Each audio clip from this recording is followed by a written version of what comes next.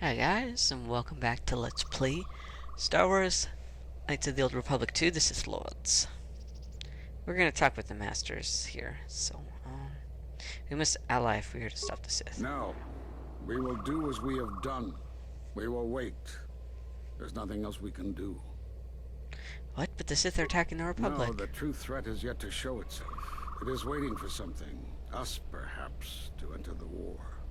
We have seen their soldiers, the remnants of their fleet, but those are symptoms of a disease. It is more bait to attempt to draw us out. The actual battle is being fought through the Force, not with weapons of war. It isn't about the Republic anymore. The attack on Onderon, something was attempting to use the planet itself, to feed on it, to draw on the power there. You prevented it, but it was a stalling measure. The next time will be critical.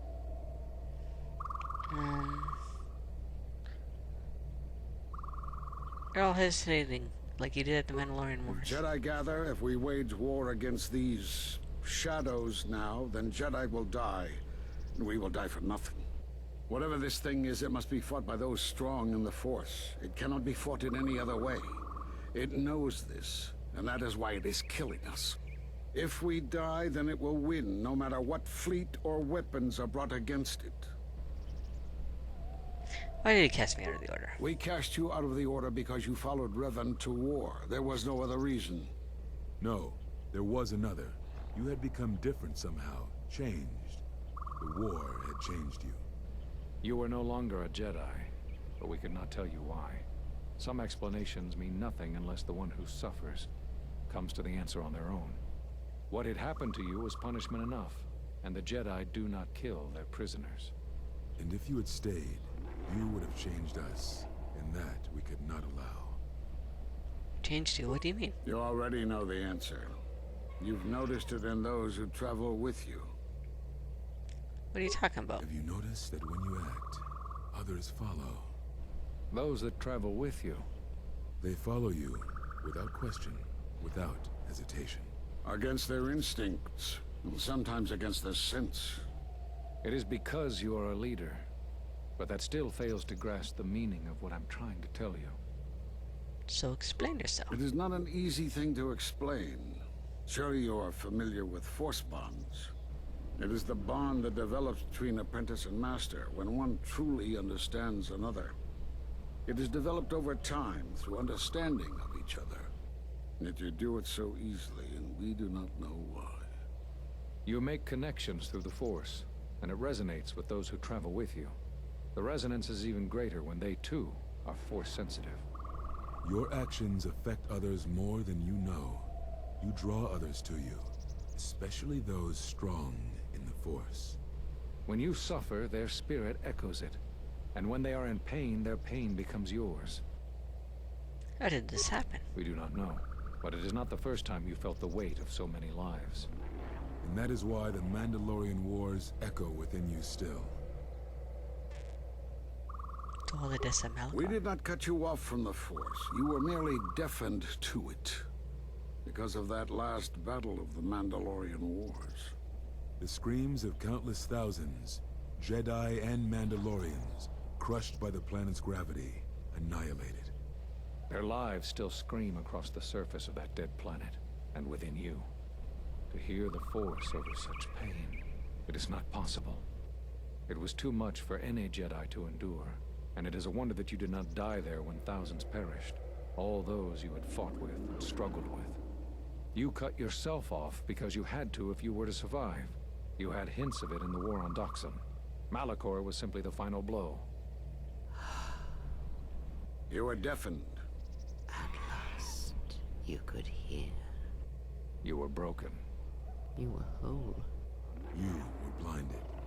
And at last, you saw.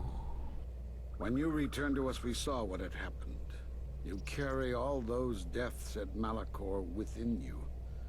And it has left a hole, a hunger that cannot be filled. In you, we saw a wound in the Force. In you, we saw the end of the Force. But that makes no sense. I can feel the Force again. Yes. You can feel the Force, but you cannot feel yourself. You are a cipher, forming bonds, leeching the life of others, siphoning their will and dominating them. It is the teaching of these new Sith to feed on others, on other Force sensitives. They are symptomatic of the wound in the Force. You are a breach that must be closed. You transmit your pain, your suffering through the Force. Within you we see something worse than merely the teachings of the Sith. What you carry may mean the death of the Force, and the death of the Jedi. Stronger than I ever was. So you think. It is not the strength of a Jedi you feel. He's right. It's all the death you've caused to get here. You feed on it, and you grow stronger. You're like Malachor. It's in you, it's what you are now. You must have noticed as you fought across all these planets, killing hundreds, only to become more and more powerful. Why do you think that was? But what's worse is that bonding you have. It hasn't gone away. It's gotten stronger, and the more attachments you form, the more you draw others to you. And that is why you are a threat to us all.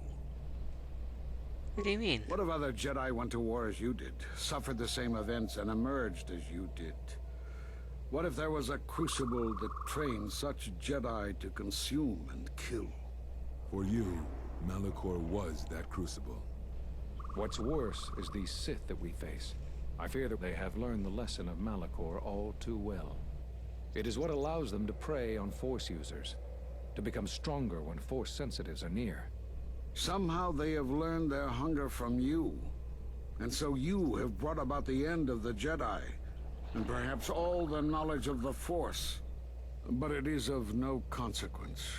Your ability to make such connections, such bonds so easily are why you cannot remain. You are a threat to living creatures and all who feel the Force. You will lead the Sith here, and that we cannot allow.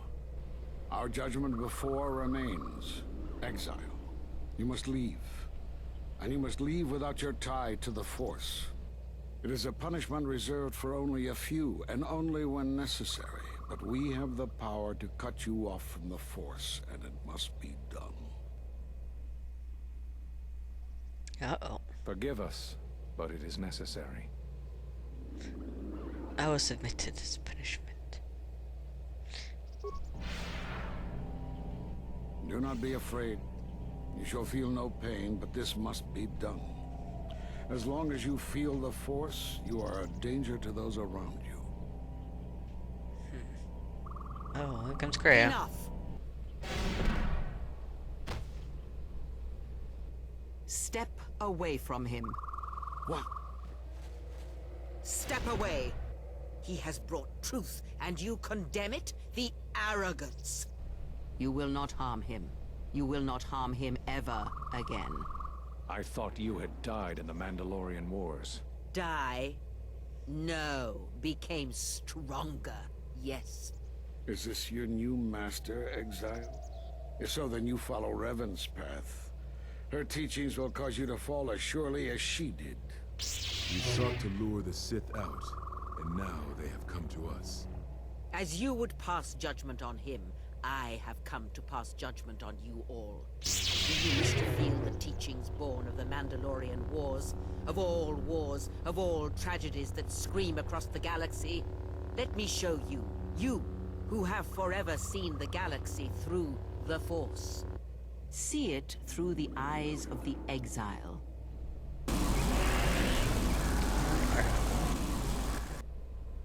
How could you ever hope to know the threat you face when you have never walked in the dark places of the galaxy, faced war and death on such a scale?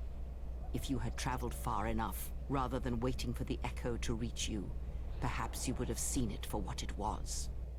There is a place in the galaxy where the dark side of the Force runs strong. It is something of the Sith, but it was fueled by war. It corrupts all that walks on its surface, drowns them in the power of the dark side. It corrupts all life, and it feeds on death. Revan knew the power of such places, and the power in making them. They can be used to break the will of others, of Jedi, promising them power and turning them to the dark side. Did you never wonder how Revan corrupted so many of the Jedi, so much of the Republic, so quickly? The Mandalorian Wars were a series of massacres that masked another war, a war of conversion, culminating in a final atrocity that no Jedi could walk away from, save one. And that is what I sought to understand. How one could turn away from such power, give up the Force, and still live. But I see what happened now. It is because you were afraid.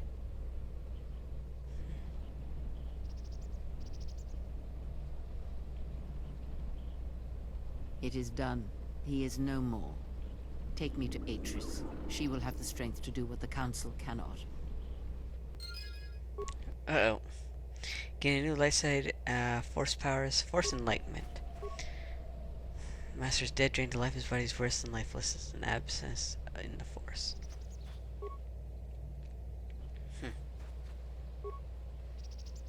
That is definitely not cool. Alright, so because we chose the light side, we get force enlightenment, which basically it just gives us all our light side buffs all at once, pretty much. If I can just find it here. Wait, did I do that right? No, I didn't. I want to find it.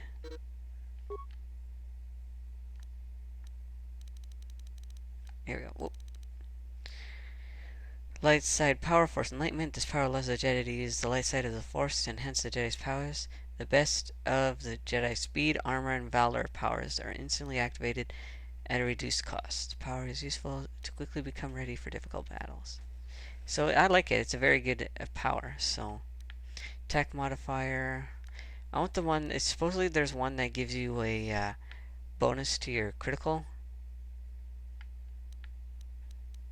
Nope.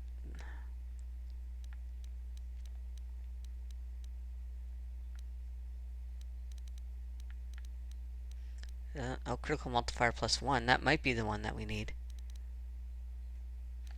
That's a Nimian form, I think. I don't know. Anyways, the one that gives you a bonus to your critical is usually a very good one to use because it'll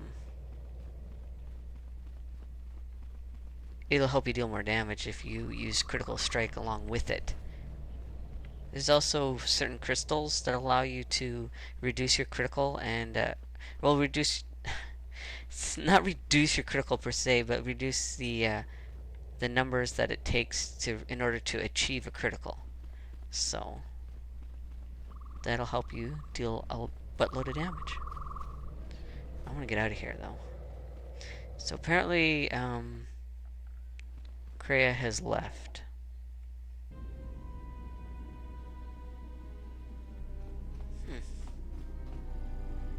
Uh-oh. Atton? Where's Kreia? The Handmaiden took her. She thinks Kreia killed you. But Kreia didn't do that. Of course she didn't. It's a lie. Another lie. The only thing that matters is the Handmaiden believes it. And she's gonna react exactly how that old witch hoped she would. That's why she wanted the Handmaiden on board, you know. So she could use her to reach the Telos Academy whenever she wished, without needing the access codes. You're going to Telos? But how made one betray the academy? She would, if she thought she was bringing Atris a prisoner, especially a Sith Lord. She'll take her to Telos, and Atris will do what she'll do to anyone she thinks is a Sith. Atris will execute her. Yeah, she will, if she can. Kreia's a Sith? Are you surprised? All that talk of hatred, manipulation, and standing on your own 2 feet? Sorry, you don't get any more Sith than that. Still, if we were all judged by who we were in the past, I don't think you'd understand who we are now. And if she dies. Yeah, I know. We're going to Telos. We have no choice. That's what I was afraid you'd say.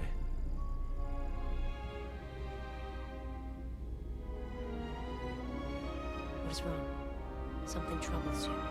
I can feel it. Alright, well, I think we're probably going to stop it now. And next time we will see what else well, if we'll make it to Telos, see what stop Kreia and Atris and crazy stuff's going down. So, Godspeed, stay frosty, guys. See ya.